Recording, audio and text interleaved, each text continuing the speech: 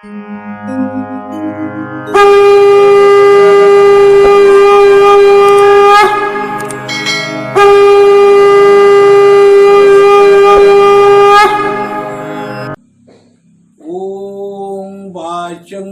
रुचं प्रपोद्ये मनो प्राणो प्रपोद्ये ज्योतिषामो प्रपोद्ये चक्षुः श्रोत्रं प्रपोद्ये वागजुः सहजो प्राणपानो ओम शांति शांति शांति।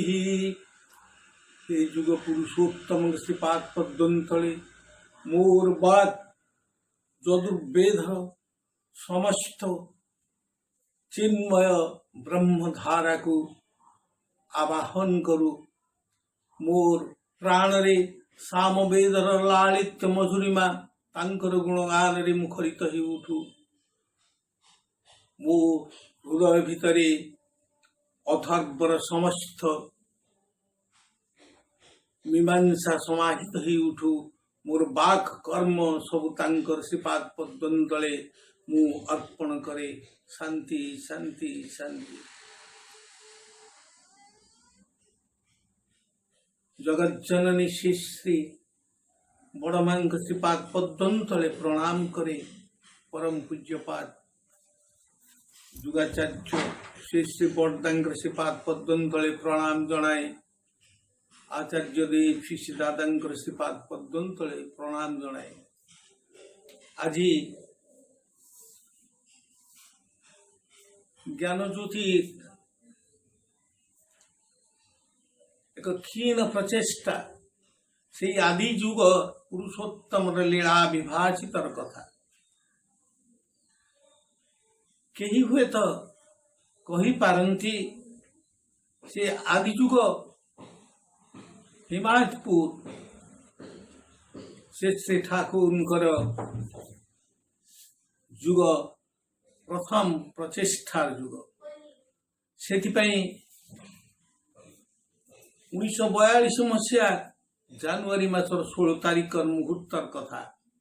डुबंत अपराह्न सूर्य रे देवतांकर कोमल किरण गछपत्र मध्य दे श्यामल लावणीमार विभाषित रसघन कल्लोलर उच्च पुरुष प्रभु निजे निज मन चली चली आसी हिमायतपुर पोस्ट ऑफिस घर सामने छिड़ा हेले। लीला पार्षद किछि भक्त तांको बसिबा पई चेयर आनी को आसंते। ठाकुर कहले ना मोर चेयर दरकार नहीं।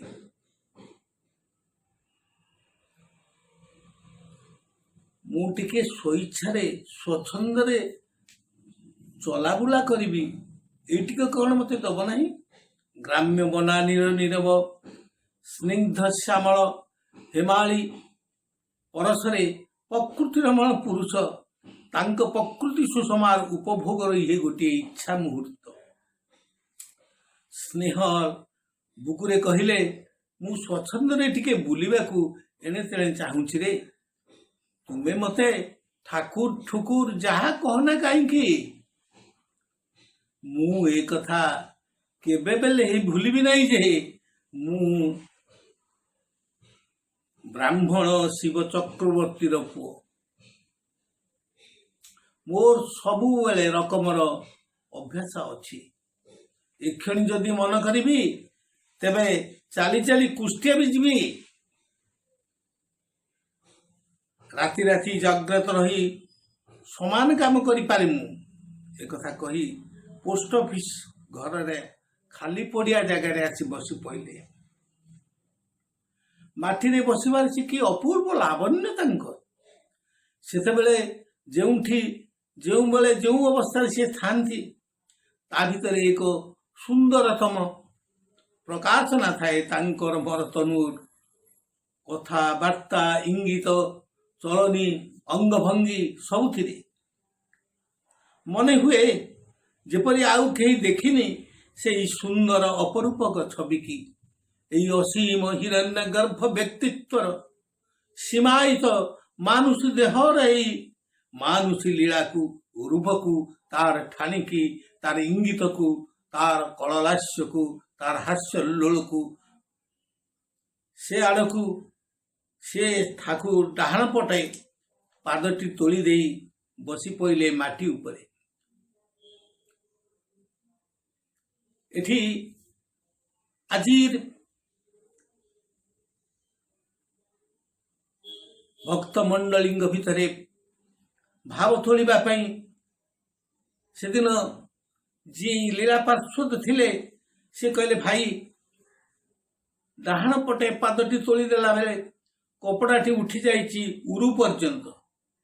ଆତ୍ମଭଳା ପୁରୁଷ ତ ଆତ୍ମରମଣ, ପ୍ରକୃତି ରମଣ ତାଙ୍କର ଖିଆଲ ନାହିଁ। ପ୍ରକୃତି ସାଙ୍ଗରେ ଏକାନ୍ତ ମିଳନରେ ବୋଧ। ସେଥିରେ ପୁଣି ଗ୍ରାମ୍ୟ ବନାନୀର ଅପୂର୍ବ ସୌନ୍ଦର୍ଯ୍ୟ, ଡୁବନ୍ତ ସୂର୍ଯ୍ୟ, ଅସ୍ତମାନ ସୂର୍ଯ୍ୟର ରକ୍ତିଭାବ କିରଣର ଛଟା। କାରଣ ସିଏ ନିଜେ ଆତ୍ମରମଣ, ଆତ୍ମକ୍ରୀଡ଼, ଆତ୍ମତତ୍ପର୍ଶ। ଏଇ ତ ତାଙ୍କର ମାନୁଷୀ ଲୀଳାର ପ୍ରକାଶ ଭୂମି। ଦୁଇ ଚକ୍ଷୁରେ ନର ରୂପରେ ଯେଉଁମାନେ ଦେଖିଛନ୍ତି ସେମାନେ ଧନ୍ୟ। ମନେ ହେଉଛି ଯେପରି ସୂର୍ଯ୍ୟ କିରଣର ଝଲକ ତାଙ୍କ ଦିବ୍ୟ ତନୁର, ତାଙ୍କର ଆଖି ମୁହଁ ସବୁ ଭିତରେ ପ୍ରତିବିମ୍ବିତ ହେଉଛି। ଜ୍ୟୋତିର ତନୟ, ଜ୍ୟୋତି କୋଳରେ ଉପବିଷ୍ଟ। ଲେଖକ ଲେଖିଛନ୍ତି, ଆମ ମାନଙ୍କର ମନ ହେଉଥିଲା ଏଇ ଅବସ୍ଥାରେ ଯଦି ଗୋଟିଏ ଫଟୋ ଉଠେଇ ନିଆଯାଇ ପାରନ୍ତା, ତେବେ ଦୁନିଆ ପାଖରେ ସେଇ ମନମୋହନଙ୍କର ଭଙ୍ଗିମା, ଏଇ ଅପୂର୍ବ ଜ୍ୟୋତି ତନୟଙ୍କର ଜ୍ୟୋତି ବିଭାସିତ ରୂପ ଲାବଣ୍ୟର ମାଧୁରୀ ଲତା, ସେଇ ଅମର ଦ୍ୟୁତି ପୁଞ୍ଜ ତରଙ୍ଗ, ଏଇ ଅବସ୍ଥାରେ ଏଇ ଛବିଟି ଆଗାମୀ ବିଶ୍ୱବାସୀ ଦେଖନ୍ତେ ଅନନ୍ତ କାଳ ଧରି ଅସୀମ ସସୀମ ମୂର୍ତ୍ତିର ମାନୁଷ ତନୁର ସୀମାୟିତ ଲାବଣ୍ୟର ମୋହିତ ରୂପରେଖ। ହୁଏତ ତାଙ୍କର ମୂଢ଼ତା ଅପସୃତ ହୁଅନ୍ତା ଯେ ଯେଉଁ କମନୀୟ ରୂପକାନ୍ତି ଧରା ଏଇ ମାଟିରେ ମଣିଷଟି ମାଟିର ଧରଣୀରେ ମାଟି ମଣିଷର ବ୍ୟଥା ବେଦନାର ବିଦୂରୀକରଣ କରିବା ପାଇଁ ସସୀମ ହୋଇ ଉଠିଛନ୍ତି ଏ ତ ପ୍ରେମର ସ୍ରୋତରେ। ସେ ଏକ ଅନନ୍ୟ ଅନୁଭବଦୀୟ ରୂପ। ଭାବୋଚ୍ଛ୍ୱାସ ଭାବଗ୍ରାହୀଙ୍କର ସଞ୍ଚାର ଆରମ୍ଭ ହେଲା। ଠାକୁର ବସିବା ପରେ ରାୟଚୌଧୁରୀ ଶିଷ ରାୟଚୌଧୁରୀ ଘରୁ ବାହାରି ଆସିଲେ। ଠିଆ ହେବା ଦେଖି ଶିଶି ଠାକୁର କହିଲେ, ଆପଣ ରୀତିକତା କରନ୍ତୁ ଆଉ ଯାହା କରନ୍ତୁ, ଇଞ୍ଜିନିୟରିଂର ଚର୍ଚ୍ଚା ବଜାୟ ରଖିବେ ଶିଷଦା। କିପରି କେତେ ଶସ୍ତାରେ ମଜବୁତ ସୁନ୍ଦର ଆରାମଦାୟକ ଘର ହବ, ଯାବତୀୟ ସ୍ୱାଚ୍ଛନ୍ଦ୍ୟ ଯେଉଁଥିରେ ସେଥିରେ ସନ୍ନିବେଶିତ ହେଇ ଉଠେ, ରୋଗ ମହାମାରୀ ଯେଉଁଥିରେ କମେ ତାର ବ୍ୟବସ୍ଥା କରିବେ, ସାନିଟାରୀ ଲାଟ୍ରିନ୍ ଅଳ୍ପ ବ୍ୟୟରେ ଘରେ ଘରେ ଯେପରି ସୁନ୍ଦର ରୂପେ ଲୋକ ଉପଲବ୍ଧି କରିପାରିବେ, ସେଇ କଥାଟି ଚିନ୍ତା କରିବେ। ଲୋକଙ୍କର ଜୀବନୀୟ ସ୍ୱାଚ୍ଛନ୍ଦ୍ୟ ଚିନ୍ତା କରିବା ହେଲା ଆପଣମାନଙ୍କର କାମ। ଆୟ ଉପାର୍ଜନ ବଢ଼ିବା ପାଇଁ କୁଟୀର ଶିଳ୍ପ ପ୍ରବର୍ତ୍ତନ କରିବାକୁ ହେବ। କୁଟୀର ଶିଳ୍ପର ଉପଯୋଗୀ କିଛି କିଛି ଯନ୍ତ୍ରପାତି ବାହାର କରିବାକୁ ହେବ। ମଣିଷ ଅଳସ ହୋଇ ରହିଥାଏ, ଯେତେକ୍ଷଣ ସେତେକ୍ଷଣ ସିଏ କାମର ସୁଖର ଟେର ପାଏ ନାହିଁ। ଶିଷଦା ଲାଭପ୍ରଦ କାମ ପାଇଲେ ମଣିଷ କାହିଁକି ପାରିବନି? ମଣିଷ ଭିତରେ ଏକ ଅନନ୍ତ ଶୂନ୍ୟତା ରହିଛି, ତାକୁ ପୂରଣ କରିଦିଅନ୍ତୁ। ଦେଶର ଲୋକଙ୍କର ଅଭ୍ୟାସ ଖରାପ ହେଇଯାଇଛି ଶିଷଦା, ଏଥିରେ କିଛି ସନ୍ଦେହ ନାହିଁ। କିନ୍ତୁ ଏମାନଙ୍କ ପାଖରେ କିଏ ଖଟୁଛି କହନ୍ତୁ ତ? ଫାଙ୍କା କଥାରେ କ'ଣ କାମ ହବ? ତାଙ୍କ ପଛରେ ଲାଗିବାକୁ ହବ ଗୁରୁ, ପୁରୋହିତ, ରୀତିକ, ଘଟକ, ବ୍ରାହ୍ମଣ ମାନଙ୍କର ଏଇ ହେଲା କାମ। ଆପଣଙ୍କୁ ଦେଖନ୍ତୁ ତ, ଆପଣ ଏମିତି ତ ବିପ୍ର, କାମରେ ପୁଣି ଘଟକ, ତାପରେ ପୁଣି ରୀତିକ, ପୁଣି ଇଞ୍ଜିନିୟର। ଆପଣଙ୍କ ଚଳନୀର ଭିତରେ ସବୁଗୁଡ଼ିକ ଯଦି ସୁସାମଞ୍ଜସ୍ୟ ଭାବରେ ଫୁଟି ଉଠନ୍ତା, ତେବେ ଲୋକଙ୍କର କିଛି କହିବାର ନାହିଁ। କ'ଣ ଯେ ଆପଣ କରିଦେବେ ମୁଁ ତ ଭାବି ପାରୁନାହିଁ। ଯଦି ଆଜି ଦେଶର ପ୍ରକୃତ ଘଟକମାନେ ଥାନ୍ତେ, ଆଉ ଘଟକଙ୍କର ସମ୍ମାନ ଯଦି ଠିକ୍ ଥାନ୍ତା, ତେବେ କ'ଣ ଦେଶ ଏହି ଅବସ୍ଥାରେ ଥାନ୍ତା? ସେ ସିଧା ଠାକୁରଙ୍କ କଥା ଶୁଣି କହିଲେ, ଘଟକ ଚୌଧୁରୀ ବୋଲି ମୋର ପୂର୍ବପୁରୁଷ ମାନଙ୍କର ଏଇ ଉପାଧି ଛଡ଼ା ତଦ୍ବ୍ୟତିରିକ୍ତ ମୁଁ କିଛି ଜାଣିନି ଆଜ୍ଞା। ଠାକୁର ଆଗ୍ରହ ଆବେଗ ଅଥଚ ସୁହାଗ ସର୍ପିଳ ଧମକରେ କହିଲେ, କାହିଁକି ବା ଜାଣିବ? ଆପଣମାନେ ତ ବର୍ତ୍ତମାନ ଅପ୍ ଟୁ ଡେଟ୍ ଆଧୁନିକ ହୋଇଯାଇଛନ୍ତି ନା। ଆଗେ ଘଟକମାନେ ବଂଶର ବଂଶ ପରିଚୟ ଜାଣୁଥିଲେ, ଆଉ ତା ଜାଣିବା ଫଳରେ ସେମାନେ ବିବାହ କରାଇବାର ମେଳ ଏମିତି ଭାବରେ କରିଦେଉଥିଲେ ଯେ ଦେଶରେ ଭଲ ଭଲ ମଣିଷର ଆମଦାନୀ ନ ହୋଇ ରହିପାରୁନଥିଲା। ବାବାଙ୍କର ଠାକୁର କହୁଛନ୍ତି, ବାବା ମାନେ ମୋର ବାପା। ଏଠି କର୍ତ୍ତା ଶିବଚନ୍ଦ୍ରଙ୍କ କଥା କହିବାକୁ ଯାଇ କହିଲେ, ତାଙ୍କଠାରୁ ଶୁଣିଛି ଆଗେ ଘଟକ ମାନେ ବିବାହ ବ୍ୟାପାରରେ ସବୁ ମୂଳରୁ ଚୂଳରୁ ଆଦି ଅନ୍ତରୁ ବିଚାର କରୁଥିଲେ। ବିଚାର ସଭା ବସୁଥିଲା ଗ୍ରାମ୍ୟରେ। ପ୍ରବୀଣ ଶ୍ରେଷ୍ଠ ମାନେ ସେମାନେ ଆସୁଥିଲେ, ସେମାନେ ସେଇ ସଭାରେ ଯୋଗ ଦେଉଥିଲେ। ଘଟକର ବିଚାରରେ ଭୁଲ ହେଲେ ସେ ସମୟରେ ତାର ମସ୍ତକକୁ ଧାନ ଦେଇ କାଟି ଦିଆଯାଉଥିଲା। ଧାନ ଦେଇ କାଟିବା ମାନେ ସିଏ ପରାଜୟ ସ୍ୱୀକାର କଲା, ତାର ଅନୁଭୂତି ଜ୍ଞାନ ପ୍ରୟୋଗ କୌଶଳ ଏକ ଅପୂର୍ବ ଶାସ୍ତି। ଏଥିରେ ମାନସିକ ଏବଂ ନୈତିକ ନ୍ୟୁନତା ଦେଖାଯାଉଥିଲା। ସେଇଥିପାଇଁ ଘଟକ ମାନେ ଏଇସବୁ କାମରେ ଆସିଲା ବେଳକୁ ତାଙ୍କ ଭିତରେ ଗାଣିତିକ ସ୍ପଷ୍ଟତା ଖୁବ୍ ଭାବରେ ଚିନ୍ତା କରୁଥିଲେ। ଏଇ ପୁଅ ସାଙ୍ଗରେ ଏଇ ଝିଅର ବିବାହ ହେଲେ ଏଇ କେତୋଟି ସନ୍ତାନ ହବ, ସେ କଥା ଘଟକ ମାନେ କହିଦଉଥିଲେ। ତା ଭିତରେ ପୁଣି କେତୋଟି ପୁଅ କେତୋଟି ଝିଅ ହବ ବି କହିଦଉଥିଲେ। କେଉଁ ଛୁଆଟି କି ସ୍ୱଭାବର ବା ଧରଣର ହେବ ତା ବି କହିଦଉଥିଲେ। ଶୁଣିଲେ ରୂପ କଥା ଭଳି ଆଜି ଲାଗୁଛି ଶ୍ରୀସିଦା। ମନେ ହୁଏ ଦେଶର ଏଇ ସନାତନୀ ସଂସ୍କୃତିର ଧାରାଟିକୁ ବଞ୍ଚେଇବାକୁ ହେଲେ ଆପଣମାନଙ୍କୁ ଲାଗିବାକୁ ପଡ଼ିବ, କିନ୍ତୁ କିଛି ଅସମ୍ଭବ ନୁହେଁ। ଯୁଗ ଯୁଗ ଧରି ବଂଶ ପରମ୍ପରାରେ ଏଇ କାମ କରି କରି ତାଙ୍କର ଏଭଳି ଗୋଟିଏ ଅଭିଜ୍ଞତା ଥିଲା, ଯାହାଫଳରେ ସେମାନେ ଏହିପରି କହିଦେଉଥିଲେ। କହୁ କହୁ ସେ ସେଠାକୁ ଭାବ ବିହ୍ୱଳ ହେଇ ଉଠିଲେ। ଅପୂର୍ବ ସେଇ ଭାବମୟ ଦେହ। ଠାକୁର ପୁଣି ଆବେଗ ଭାବରେ କହି ଚାଲିଲେ, ଏଇ ସାଇନ୍ସ ଅଫ ଜେନେଟିକ୍ସ ଜନନ ବିଜ୍ଞାନ, ସାଇନ୍ସ ଅଫ ୟୁଜେନିକ୍ସ ସୁପ୍ରଜନନ ବିଜ୍ଞାନ, ସାଇନ୍ସ ଅଫ ହେରିଡିଟି ବଂଶାନୁକ୍ରମିକ ବିଜ୍ଞାନ, ପରମ୍ପରା ଇତ୍ୟାଦି ଅନେକ ଆମେ ଏକୁ ଶୁଣୁଛେ ବିଭିନ୍ନ ବିଭାଗର ନାମ ଦେଇ। ସେମାନଙ୍କର ଥିଲା ପ୍ରାକ୍ଟିକାଲ ନଲେଜ ଅଫ ଜେନେଟିକ୍ସ, ଜୀବନ ଜନନ ବିଜ୍ଞାନ ସମ୍ପର୍କରେ ବାସ୍ତବ ଜ୍ଞାନ। ଏଇ ଜ୍ଞାନ ଭଣ୍ଡାରରୁ ଉନ୍ମୋଚନ କରିବାକୁ ହେବ ଆମକୁ, ଆଉ ତା ସହିତ ଯୋଡ଼ି ଦେବାକୁ ହେବ ଜେନେଟିକ୍ସ, ୟୁଜେନିକ୍ସ ଆଣ୍ଡ ହେରିଡିଟି। ବର୍ତ୍ତମାନ ବିଜ୍ଞାନ କହୁଥିଲେ ସେଇ ସବୁ ଜ୍ଞାନ ଏହାରି ଭିତରେ ନିଜେ କେତେ ଉପକାର ହେବ ତା ବୁଝା ଯାଇପାରୁନି। ତେଣୁ ବିଶେଷ ଭାବରେ ଆଗର ଘଟକ ମାନଙ୍କର ଉପଦେଶ ନ ମାନିବାର ଉପାୟ ନଥିଲା, କିନ୍ତୁ ପରେ ନବଶିକ୍ଷିତ ଯୁବ ଜଗତ ତାକୁ ଆଉ ମାନିବାକୁ ଚାହିଁଲା ନାହିଁ। କାରଣ ଆମେ ଆମ ସନାତନୀ ପରମ୍ପରା ପିତୃକୃଷ୍ଟିର ଗରିମା ଉପରେ ସେତେ ଶ୍ରଦ୍ଧାଶୀଳ ହେଲୁ ନାହିଁ। ଧରନ୍ତୁ ଆପଣ ବିଏସ୍ସି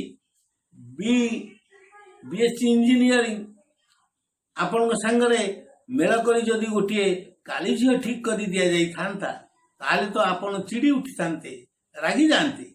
ସେଇ ଅପୂର୍ବ ଦୃଶ୍ୟ ଅନନ୍ୟ ରାସ ରସିକ ରସଶେଖର ଅତି ମୁଚୁକୁ ମୁଚିକି ହସି କହିଲା ବେଳେ ସମସ୍ତେ ଲୀଳା ପାର୍ଶ୍ୱଦ ମାନେ ହସି ଉଠିଥିଲେ।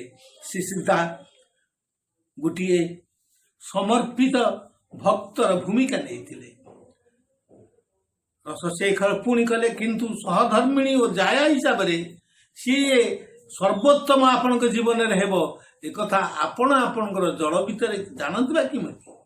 ତେଣୁ ଘଟକ ମାନେ ଏ କଥା ଯଦି ମନକୁ ନ ପାଏ ତାର ମାନେ ଘଟକର କଥା ଯାହା ସେ ବାସ୍ତବରେ କରେ ଆପଣ ତାକୁ ନାକଚ କରିଦିଅନ୍ତି। ତାର ମାନେ ଜୀବନକୁ ବଜାୟ ଦେବା ଛଡ଼ା ଉପାୟ, ବିଦାୟ ଦେବା ଛଡ଼ା ଉପାୟ କ'ଣ ସିଦ୍ଧା? ଏହିପରି କରି ଆସ୍ତେ ଆସ୍ତେ ଘଟକର ପ୍ରଭାବ ପ୍ରତିପତ୍ତି କମିଗଲା। ସମସ୍ତେ ଶୁଣୁଥିଲେ ଠାକୁରଙ୍କ ମୁହଁରୁ ଅପୂର୍ବ ସେଇ କଥା ପ୍ରସଙ୍ଗରେ ଶ୍ରୀ ଠାକୁର କହିଲେ, ଦେଖ ସେଦିନ ଥିଲା କମନୀୟ ତାଙ୍କ ରଙ୍ଗ ସଞ୍ଜା, ଶୁଭ୍ର ଶାନ୍ତ ନୈସର୍ଗିକ ଦିବ୍ୟ ବିଭାର, ହିମାଳୀ ପବନର ମୃଦୁ ସମୁରର ମଧୁର ପରଶ, ହିମାୟତପୁରର ଶାନ୍ତ ବନାନୀ ପକ୍ଷୀ କୁଜନର ନୀଳ ଫେରା, କାକଳି ମୁଖରିତ ସିଦ୍ଧାଙ୍କର ଆଡ଼କୁ ଚାହିଁ ଆପଣା ଛାଏଁ କହିଲେ, ଦେଖିଲେ ପଦ୍ମାର ଶାନ୍ତ ଧାର, ବିପୁଳ ପଠାର ଶୁଭ୍ରତା, ଶ୍ଵେତ ବଳକାଗଳଙ୍କର ନୀଳ ଫେରା, ଛନ୍ଦବଦ୍ଧ ମହାକାଶର ନୀଳିମାର ଉଡ୍ଡୀୟମାନ ଦୃଶ୍ୟର ଛନ୍ଦ, ଆକାଶର ଖଣ୍ଡ ଖଣ୍ଡ ଧଳା ମେଘର ଚଳମାନ ଦୃଶ୍ୟ ଭିତରେ ଅସୀମ ନୀଳିମାର ଶାନ୍ତ ଗଭୀର ଓ ରୂପମଣୀ ମାଧୁରୀ, ସନ୍ଧ୍ୟାର ଅଞ୍ଜନ ଘେରା ତମିଶ୍ରାର ଆବରଣରେ ଲଗ୍ନ ପ୍ରକୃତିର ମଣ ପୁରୁଷଙ୍କର ଶ୍ରୀମୁଖର ହିମାୟତପୁରରୁ ସେ ସମୟର ବର୍ଣ୍ଣନାର କଥା ସମସ୍ତଙ୍କୁ ସ୍ତବ୍ଧ କରିଦିଏ। ଜୀବନ ତମିଶ୍ରା ବିଦାରିତ କରି ଆମ୍ଭ ପୂର୍ବ ପୁରୁଷଗଣ ଋଷି ଚେତନାର ଅମର ଚଳନୀର ଉଚ୍ଚମୁଖୀ ଆହ୍ୱାନ ମଣ୍ଡିତ ଏହି କଥା ହେଲା ଆମର ପରମ୍ପରାର ଗୌରବର କଥା। ଶ୍ରୀ ସିଦ୍ଧା, ତେଣୁ ଆମମାନଙ୍କ ଜୀବନର ଯାହା କିଛି ଇଷ୍ଟଙ୍କର ପ୍ରୀତ୍ୟର୍ଥରେ ଉତ୍ସର୍ଗୀକୃତ ନୁହେଁ, ଆତ୍ମପ୍ରୀତି କାମ ଯାହା କିଛି ତାହା ହିଁ ତ ଅନେକ ଅଶାନ୍ତିର କାରଣ ହେଇଯାଇଛି, ଛିଡ଼ା ହେଇଛି ନା। ତେଣୁ ତ ଋଷି କଣ୍ଠରେ ହଜାର ହଜାର ବର୍ଷର ଅନୁଭୂତି ରାଜି ଆମର ସଂସ୍କାରର ଆୟତ୍ତୀକୃତ କରିବା ପାଇଁ ତ ଇଷ୍ଟ ପ୍ରୀତିମୁଖର ଚଳନ କର୍ମ, ଇଷ୍ଟ ପ୍ରୀତିମୁଖର ଚଳନ କର୍ମ ଓ ପ୍ରଶାନ୍ତ ଉଚ୍ଚତମ ଊର୍ଦ୍ଧ୍ୱତର ଚିନ୍ତା ଚେତନାର ଉଦ୍ରେକ ହିଁ ତ ହେଉଛି ଧର୍ମ। ଯୁଗର ଏହି ଉଦ୍ରେକୀକରଣର ପ୍ରୟାସ ପାଇଁ ତ ଯଜନ ଯାଜନ ଇଷ୍ଟଭୃତି ସ୍ୱଚ୍ଛମୀ ସଦାଚାରର ପ୍ରୟୋଗ। ଏହି କୁଳ ଗୌରବ ଗରିମାର ଇତିଗାଥା ସଞ୍ଚାଳନା ଭିତରେ ତାଙ୍କୁ ଆଦର୍ଶଙ୍କୁ ଉପସ୍ଥାପିତ କରିବାକୁ ହେବ। ଇଷ୍ଟଙ୍କୁ ଗ୍ରହଣ କରିବା ସହଜ, ସାରଲ୍ୟ ପ୍ରକାଶର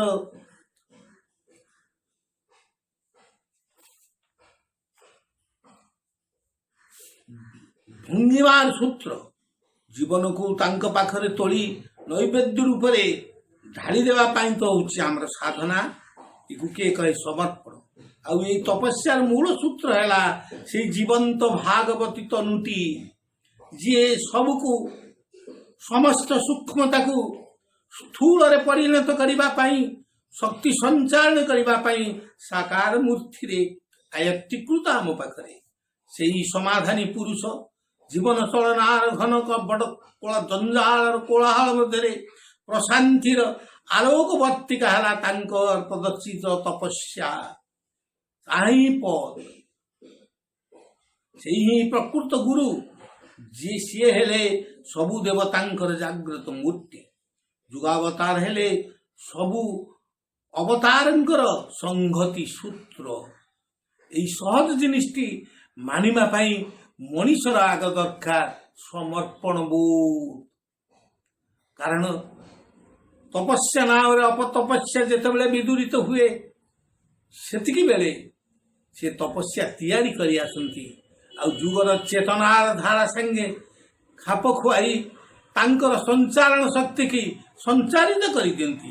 ଜୀବନର ସବୁ ଦିଗ ଦେଇ ଧର୍ମକୁ ଖୋଜି ବାହାର କରିବା ଆଉ ତାଙ୍କ ନିର୍ଦ୍ଦେଶ ଅନୁସାରେ ଜୀବନ ଚର୍ଚ୍ଚା କରି ଆଚରଣଶୀଳ ପାଇଁ ତପସ୍ୟା ଅପୂର୍ବ ସଂଜ୍ଞା ଯୁଗ ପୁରୁଷୋତ୍ତମଙ୍କର ଶ୍ରୀମୁଖର କଥା। ତାଙ୍କୁ ନେଇ ପ୍ରବୃତ୍ତି ହାତରୁ ମଣିଷ ମୁକୁଳି ଯାଏ। ଏକୁ କୁହାଯାଏ ଯୁଗୋଦ୍ଧାର ଲୀଳା। ଶ୍ରୀ ସିଦ୍ଧା ଏବଂ ଆଖପାଖରେ ବସିଥିବା ସମସ୍ତ ଲୀଳା ପାର୍ଶ୍ୱଦ ଦଳ ଶୁଣୁଥିଲେ ପ୍ରଭୁଙ୍କର ଶ୍ରୀମୁଖର କଥା। ମଣିଷ ଯନ୍ତ୍ରଣା ପାଏ ପ୍ରବୃତ୍ତି ଅଭିଭୂତିରୁ। ଶ୍ରୀ ସିଦ୍ଧା এই জীবন যন্ত্রণার ত্রাতা, এথিপাই জীবনীয় মদিরা যজনজাত নিষ্ঠ ଭୃତି ଦାନ କରି ଦୀକ୍ଷା ଦାନ ମାଧ୍ୟମରେ ଅନୁଶୀଳନ କରିବାକୁ ଆସିଥାନ୍ତି।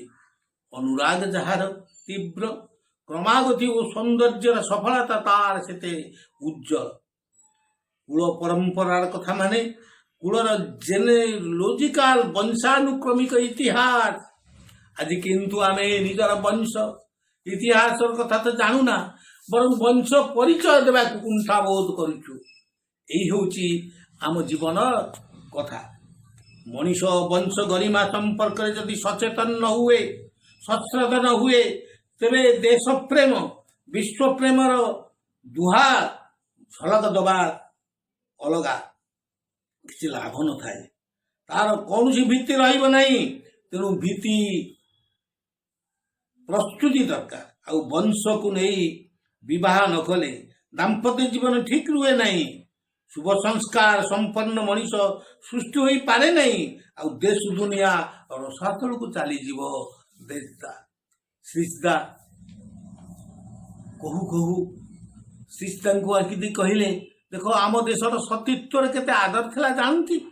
ଦିନେ ଆମ ମାନଙ୍କର ଦେଶର ଝିଅମାନେ ସ୍ୱାମୀ ସାଙ୍ଗରେ ସହମରଣ ପର୍ଯ୍ୟନ୍ତ ଯିବାକୁ କୁଣ୍ଠାବୋଧ କରୁନଥିଲେ। କିନ୍ତୁ ତଥାକଥିତ ଆଧୁନିକତାର ଦୋହା ଦେଇ ଆନ୍ଦୋଳନକାରୀ ବେଳେ ଏହି ସତୀଦାହ ପ୍ରଥା ବା ସହମରଣକୁ ବନ୍ଦ କରିଦେଲେ। ଅବଶ୍ୟ ଜିନିଷଟି ଅବଶ୍ୟ ପରେ ବିକୃତି ଲାଭ କରିଥିଲା। ତେଣୁ ତାହା ସହିତ ଭଲ ବି ହେଲା, କିନ୍ତୁ ଏହାର ମୂଳ କେଉଁଠି ତାକୁ ତଳେଇ ଦେଖିବାକୁ ହେବ। କାରଣ ପ୍ରଭୁ ହେଲେ ଆଦି କାରଣ। କାହିଁକି ଋଷି ପରମ୍ପରାରେ ନାରୀର ସହମରଣର କଥା ସୃଷ୍ଟି ଘଟିଥିଲା? ଗୁରୁ ଗମ୍ଭୀର ଲାଳିତ୍ୟର ନୈସର୍ଗିକ ଦିବ୍ୟ ଛଟାରେ ଉଦ୍ଭାସିତ ହୋଇଉଠିଲା ତାଙ୍କର ମୁଖମଣ୍ଡଳ। ପରମ ପୁରୁଷର ଶ୍ରୀମୁଖର ଲାବଣ୍ୟ ମଣ୍ଡିତ ଅମୃତଧାରା ବାକ୍ୟାମୃତର କଥା ସତେ ଯେପରି ଏକ ନିଦାଘର ଶୁଷ୍କ ତରୁଲତାରେ କାରୁଣ୍ୟ କଣିକାର କୃପା ବର୍ଷା ବିନ୍ଦୁ ଉପସ୍ଥିତ ସମସ୍ତ ଜନମାନସରେ ହିନ୍ଦୁ, କୃଷ୍ଟି, ଆର୍ଯ୍ୟ ସନାତନ ଧର୍ମର ପରମ୍ପରାର ଶୀତଳ ସ୍ପର୍ଶ ପ୍ରତିଟି ପାଣ ତଳେ ଜାଗରିତ ହୋଇ ଉଠି ଆସୁଥିଲା। ପ୍ରଭୁ ଆହୁରି ଆବେଗ ଭରରେ ଡାହାଣ ହାତର କହୁଣି ଉଠାଇ କହିଲେ, ସତରେ ଏକ ସମୟରେ ଆମ୍ଭମାନଙ୍କର ଦେଶରେ ଏଭଳି ସବୁ ଝିଅମାନେ ଥିଲେ ଯେଉଁମାନେ ସ୍ୱାମୀ ବିହୀନ ବଞ୍ଚିବା କଷ୍ଟକର ମନେ କରୁଥିଲେ, ସ୍ୱାମୀର ସାଙ୍ଗରେ ଚାଲିଯିବାକୁ ପସନ୍ଦ କରୁଥିଲେ। ମୁଁ କିନ୍ତୁ ମରିଯିବାକୁ ବୁଦ୍ଧିକି ପ୍ରଶଂସା କରୁନି କି, କିନ୍ତୁ ଏହା ପଛରେ ଯେଉଁ ଅନୁରାଗର ଜ୍ୟୋତି ଅନ୍ତଃପ୍ରାଣର ଐକାନ୍ତିକ ମିଳନ ବିଭା ଥିଲା, ସେଇ ଝରଣାଟାକୁ ସର୍ବଦା ଧୌତ କରି ଉନ୍ମେଷ କରିବା କଥା ଥିଲା। ସେଇ ତୀବ୍ରତା, ସେଇ ଥିଲା ପରମ ଅମୃତ। ଏଇ ଏକନିଷ୍ଠ ଭକ୍ତି, ଶ୍ରଦ୍ଧା, ଆତ୍ମିକ ଏବଂ ପରମ୍ପରା ଭିତରେ ମଣିଷକୁ ଜନ୍ମ ମୃତ୍ୟୁର ଊର୍ଦ୍ଧ୍ୱକୁ ନେଇଯାଇ ପାରୁଥିଲା। ଏଇ ଥିଲା ଅମୃତ ଆୟନର ପଥ। ଏହା ହିଁ ତ ମୁକ୍ତିର ରାଜପଥ। ବାବା ଦୀର୍ଘ ନିଶ୍ୱାସ ପକାଇ ପୁଣି ପ୍ରଭୁ ଏକଲହରେ କହିଲେ, ଦେଖ ତା ବଦଳରେ ଆଜିର ପାଶ୍ଚାତ୍ୟର ନାରୀ ସ୍ୱାଧୀନତା ଆନ୍ଦୋଳନ ଆଜି ଆମମାନଙ୍କ ଦେଶର ମା ମାନଙ୍କର ପାଖରେ ପରମ ଲୋଭନୀୟ ବୋଲି ମନେ ହେଉଛି। ନାରୀ ସ୍ୱାଧୀନତା କରି ତ ଆଜି ସେଠାରେ ଅଶାନ୍ତିର ଘରେ ଘରେ ଅଗ୍ନି ଜଳୁଛି। ଆମ ମନ ଖରାପ ହେଲେ ଆମେ ଆଉ କୁଆଡ଼େ କିଛି ନ ପାଇ ଘରେ ଆସି ବୋଉ ପାଖରେ ତିରସ୍କାର କରି ଝଡ଼େଇ ହଉ। ବୋଉ ବି ସେଇଟା ବୁଝେ, ଭାବେ ବର୍ତ୍ତମାନ ତାଙ୍କର ମନ ଖରାପ, ରାଗି ଯାଇଛନ୍ତି, ଏକ୍ଷଣି ମୁଁ କିଛି କଥା କହିବି ନାହିଁ। କିଛି ସହାନୁଶୀଳତା, ଏଇ ସହାନୁଶୀଳତା ଭିତରେ ଥିଲା ତା ପ୍ରାଣ ତଳର ଦୁଇଟି ଜୀବନର ମନ, ହୃଦୟ, ଆତ୍ମାର ସମ୍ବେଦନା। ଅପୂର୍ବ ସେ ବୋଧ, ଅପୂର୍ବ ସେ ମିଳନ। ସେ ମିଳନ ଖାଲି ଦୈହିକ ନଥିଲା, ମାନସିକ, ବୌଦ୍ଧିକ ଏବଂ ଆତ୍ମିକ এই ପରମାତ୍ମା ନିବନ୍ଧନଟି ସୃଷ୍ଟି କରିଥିଲେ ଆମର ପୂର୍ବପୁରୁଷମାନେ। ଦେଖାଯାଏ ପୁରୁଷ ପିଲାଟି ବାହାରୁ ଆସି ବିରକ୍ତ ସମୟରେ এই କଥା କିଛି କହିସାରିଲା ପରେ ଝିଅଟି ସବୁ ଭয়ে ଭয়ে ନୀରବରେ ମୁଣ୍ଡ ତାର ଥଣ୍ଡା ରଖିବା ପାଇଁ ଅପେକ୍ଷା କରେ। କି ଧୈର୍ଯ୍ୟ, ସେ ଧୈର୍ଯ୍ୟ ସିଏ ଶିଖାଉଥିଲା କେଉଁ ଚୁଟରୁ ପାଠ ପଢି ବାବୁ।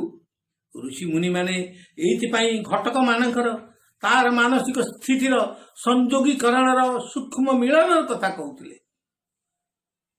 ଦେଖାଯାଏ କିଛି ସମୟ ପରେ ସ୍ୱାମୀ ସ୍ତ୍ରୀ ମାନସ୍ତାତ୍ତ୍ୱିକ ବୁଝାମଣାଟି କଣ କମ୍ କଥା କରେ। ଦି ଜଣ ମିଳିମିଶି ହାସ୍ୟ ରସିକତା କରନ୍ତି। ଏଇ ଥିଲା ଦାମ୍ପତ୍ୟ ଜୀବନର ମଧୁମମ। ଦୁଃଖ କଷ୍ଟର ମଧ୍ୟ ଦେଇ ବି এই ଭାବରେ ଅଭାବ ଅନାଟନ ସଂସାର ଚାଲେ, ଶାନ୍ତି ନଷ୍ଟ ହୁଏ ନାହିଁ। ଯେଉଁ ସ୍ତ୍ରୀ ଏଇପରି କରି ତାର ସ୍ୱାମୀକୁ ନିଜର କରି ନେଇ ସହି ଭଇ ସେ ପୁଣି ସଂସାରର ସାମ୍ରାଜ୍ଞୀ ହୁଏ। କି ଅପୂର୍ବ ପରମ ପୁରୁଷଙ୍କର ଲୀଳା।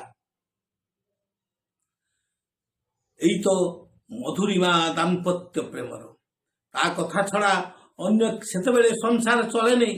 ସ୍ୱାମୀ ଶ୍ୱଶୁର ଶାଶୁ ସମସ୍ତଙ୍କୁ ସେ ତାର ମତାମତ ପଚାରି ବୁଝି ଦିନ ଯେତେ ଗଡ଼ିଯାଏ ତାର ଭଲ ପାଇବା, ତାର ସେବା ଶୁଶ୍ରୂଷା ଦେଇ ତାର ଆତ୍ମିକ ନିବନ୍ଧନର ନିବିଡ଼ତା କେତେ ଗଭୀରକୁ ଚାଲିଯାଏ ସମୁଦ୍ରର ଅତଳାନ୍ତ ଗହ୍ୱର ଭଳି। ସମସ୍ତେ ତା ଉପରେ କର୍ତ୍ତୃତ୍ୱ ଛାଡ଼ି ଦେଇ ଭରସା କରନ୍ତି। ଏଇ ତ ପ୍ରତ୍ୟୟ, এই ବିଶ୍ୱାସ, ପ୍ରତ୍ୟୟ, ଭରସା ଏ ସୃଷ୍ଟି ହୁଏ କିପରି? ଆତ୍ମସମର୍ପଣ ଭିତର ଦେଇ। এই ଆଧିପତ୍ୟ ଓ ସ୍ୱାଧୀନତା ଅର୍ଜନ ହିଁ ତ ତାର ତପସ୍ୟା, ତା ସଂସାରର। এই ଥିଲା ହିନ୍ଦୁ ନାରୀର ସ୍ୱାଧୀନତାର ମଧୁମର୍ମ। ଏହାଠାରୁ ଆଜି କିନ୍ତୁ ସେଇ କଥା କୁଆଡ଼େ ଉଭେଇ ଯାଇଛି। ମୁଁ ବୁଝେ cooperative interdependent serviceable run of the life is liberty. ସହଯୋଗୀ ପାରସ୍ପରିକ ଆତ୍ମିକ ନିର୍ଭରଶୀଳ ସେବା ପ୍ରାଣ ଜୀବନ ସମ୍ବେଗର ଗତି ହିଁ ହେଉଛି ପ୍ରକୃତ ସ୍ୱାଧୀନତା। ଦାମ୍ପତ୍ୟ ଜୀବନର ଏଇ ସୂକ୍ଷ୍ମତମ କାରଣ ଆଜି ଉଭେଇ ଯାଇଛି। ନହେଲେ ପାଶ୍ଚାତ୍ୟର ତ ଶୁଣିଛି ସ୍ତ୍ରୀ ସହ ଟିକିଏ ରୂଢ଼ ଭାବରେ କଥା ହେଲେ କ୍ରୁଏଲ ଟ୍ରିଟମେଣ୍ଟ, ନିଷ୍ଠୁର ବ୍ୟବହାର ଅଭିଯୋଗରେ ସ୍ତ୍ରୀ ସ୍ୱାମୀ ପାଖ ବିରୁଦ୍ଧରେ ଡାଇଭର୍ସ ସୁଟ୍ କରେ, ବିବାହ ବିଚ୍ଛେଦର ମାମଲା ଦାୟର କରେ। କହନ୍ତୁ ତ ସେଠାରେ ପୁରୁଷମାନଙ୍କର କି ଦୁର୍ଦ୍ଦଶା? ସ୍ତ୍ରୀ ଯଦି ଅନ୍ୟାୟ କରେ ସ୍ୱାମୀ ତାକୁ ଆଦେଶ ଓ ସଂଶୋଧନ କରିବା ଆଦେଶ ବି ଦେଇପାରିବ ନାହିଁ। ଉଭୟ ସବୁବେଳେ ଭୟ ଭୟରେ ଚଳୁଥାନ୍ତି, କାଳେ କେତେବେଳେ ଛାଡ଼ି ଚାଲିଯିବ ସେ। କିନ୍ତୁ ଏଇ ଯେ ପ୍ରବୃତ୍ତିର ଗୋଞ୍ଜାମିଲ ସଂସାର, ସେଥିରେ ସଂଶୟର ସଂସାର, ଭୀତତ୍ରସ୍ତର ସଂସାର, ସେଠାରେ କ'ଣ ଶାନ୍ତି ଥାଏ? ଏଠିକାର ଜୀବନ ଆଜି ତେଣୁ ଖଣ୍ଡ ବିଷାକ୍ତ ହୋଇଯାଇଛି। ଶୁଣିଛି ସେ ଦେଶରେ ନାନା ପ୍ରକାର ମାନସିକ ବିକାରଗ୍ରସ୍ତ ଓ ଜୀବନ ରୋଗାକ୍ରାନ୍ତ ସଂଖ୍ୟା ବଢ଼ି ଚାଲେ। ପରମ ପ୍ରେମ ଶ୍ରୀ ଠାକୁର ଅପୂର୍ବ ଭାବରେ କହି ଚାଲିଛନ୍ତି ପାଶ୍ଚାତ୍ୟ ସଭ୍ୟତାର କୁପରିଣାମ ଏବଂ ଆର୍ଯ୍ୟ ଋଷିର ସନାତନ ହିନ୍ଦୁ ଧର୍ମର ଆତ୍ମିକ ତ୍ୟାଗ ତପସ୍ୟାର ସୁଫଳ ଦେବତ୍ୱର ଉଚ୍ଚାରଣ। ଠାକୁର ପୁଣି କହି ଚାଲିଲେ, ମୁଁ ମନେ କରେ ଏଇ ଆମମାନଙ୍କର କୁଡ଼ିଆ ଘରେ ବଢ଼ା ଭାତ ଖୁଆଇ ଆମ ମା ମାନେ ଯେପରି ତୃପ୍ତି, ଶାନ୍ତି, ମମତା, ସହାନୁଭୂତି, ଶୀଳତା, ବଂଶ ପରମ୍ପରାର ମହାନୀୟତା ଧାରାର ରକ୍ତରେ ପୁରୁଷାନୁକ୍ରମିକ ଭାବରେ ସୃଷ୍ଟି କରି ରଖିଛନ୍ତି, ବଞ୍ଚେଇ ରଖିଛନ୍ତି। ସେହି ନାରୀ ଶିକ୍ଷାର ଗୌରବର ଗୁରୁ ଶିକ୍ଷା ଏବେ ବି ବିଦାୟ ନେଇନି। ଆଉ ବୋହୂ ବି ବୁଝେ, ପାରି ଉଠେ ବି, କ'ଣ କରିବି, ଯାହା ହେଉ କୌଣସି ମତେ ଯଦି ବଞ୍ଚିଯାଏ ତାହେଲେ ଶଙ୍ଖା ସିନ୍ଦୁର ସୁଖ ସୁହାଗ କେହି ତ ମୋର କାଢ଼ି ନେଇ ପାରିବ ନାହିଁ। କି ଅପୂର୍ବ ଭାବବୋଧ। ଆଉ ମଣିଷର ଦିନେ ତ ସବୁବେଳେ ଏମିତି ରହିନଥିବ। ତୁଳସୀ ଚଉରା ମୂଳେ ଘୁରି ବୁଲି ସେ ସ୍ୱାମୀ, ପୁଅ, ଝିଅ ସଂସାରର ମଙ୍ଗଳ ପ୍ରାର୍ଥନା କରେ। କାନିଟା କାନ ପାଖରେ ଟାଣି ଦେଇ प्रणाम करे बार बार भक्ति भरे कपाल हाथ दे संसार मंगल कामना करे। प्रभु निजे अभिनय करी भवरंगनचर मटन महानायक तो देखई देले किमिति झीटे तुलसी चौरा मुखरे दीप जाली पणत कानी भक्ति भरे प्रणाम करे। विस्मय विभोर आवेग समस्ते चाहि रहिले परम पुरुषंकर से अभिनय भितर समस्त प्राण भितर शिक्षाणिकर हेले भी क्षुधा जागी उठिथिला मधुर दाम्पत्य जीवन प्राण मतनिया सुरर एक व्याकुल शून्यता दयांकर कहवा तांक निज अभिनय करी गोटे हिंदू आर्य रमणीर ढंगरे मुंडरे चादर वा ढांकुणी करी जेपरी से दिन देखैथिले समवेत भक्त मंडली समवेत लीला पार्श्वद आर्य नारीर सुहाग तर्पित सिंधुर तपस्विनी भक्तिर समस्ते जेपरी भिजी जाइथिले गोटे दिव्य भाव छटार संचारण रे अभिनय करी कहिले मुखभंगिमार এই ভক্তি নম্র সমর্পণ কাতর প্রার্থনা ভারতীয় সীমন্তিন উচ্চারণ কহিলে সে তো এতে সময় চেষ্টা করণ কিছু তো সুধার সুধুরি পারু নাই হুয়েত মোর কর্ম খারাপ ভাগ্য খারাপ মো কর্মফল যোগু ইয়ে বোধে এপরি ভোগ করুଛନ୍ତି নহলে এপরি মଣିষ তো কষ্ট পাইবা উচিত নুহে। फट करी गोटे दीर्घ निश्वास छाड़ी दिए मने मने कहे हे परम पिता मोर सबू अपराध क्षमा कर मो कर्म जोगु यही भल मनिषटी जिमती कष्ट न पाए आउ ताकू कष्ट दियंतु नाही प्रभु। गुरु गंभीर नीरवता भितर दाम्पत्य जीवन प्रभुंकर निजस्व प्रकट लीला एक सरल दाम्पत्य जीवन प्रकाशर एइथिपाई उत् करागला हमर प्रतिटी हिंदू चलनीर चरित्र भंगिमा महिमा तार कारणीभूत सत्ता। गुरु गंभीर स्वर रे पुणी कहले भाभी देखंतु तो जो संसार रे एतेटा प्रीति एते क्षमता बोला ममता बोला चलनी भावमुक्त बोध दारिद्र्य जीर्ण हेले भी से संसार तो स्वर्ग ना वैकुंठ ना यही नैसर्गिक चिंतार उद्रेककारी से तपस्विनी स्त्रीटर हाथरू साकार भी राजभोग ठारू बड़ एटा मोर भावर कथा नुहे भाई वास्तव ताहाई श्रद्धादीप्त प्रीतिसिक्त जो सेवा ताहा मनीषर स्वभाव को स्पर्श करी सबु रकमर दोष को पुष्ट करे।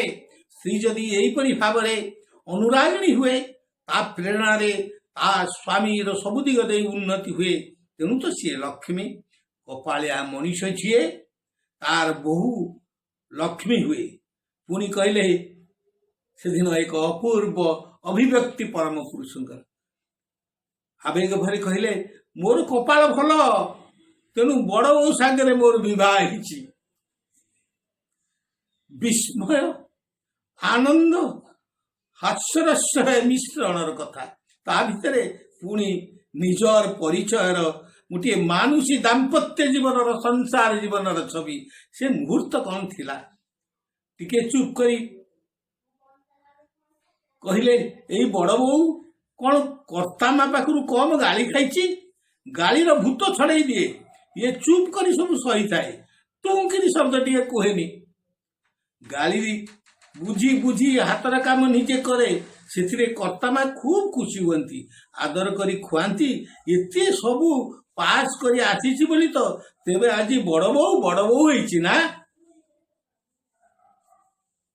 कथाटी सहज भाव कहले मध्य सुधीवृंद आजिर जीवन कथा भाविले मने पड़े शास्त्रीय से परिभाषा परम पुरुष अवतार ग्रहण करती कहीं संसारीण पुरुषाणाम उद्धरिष्यामि इति मे वज्र संकल्पः संसार लोक उद्धार करने निजे चीर मुक्त दाता जी बंधन को स्वीकार करिसेंती तो तांकर आगमन से आदि जुगर कथा से दिन गुड़िक थिला तपस्या दिग माँ मानकर बड़ यूनिभर्सिटी है तांकर ससुर घर ठाकुर देवता पूजा पार्वण ससुर सासू जा ननंद दियर स्वामी पुत्र आत्मीय स्वजन देव समस्त को नहीं तांकर सेवा चर्चा करवा यही आर्य सनातन नारी धर्मर संसार यही से लक्ष्मी ठाकुराणी श्री श्री ठाकुर निज तुंडरे परमा प्रकृति कथा कहला बेले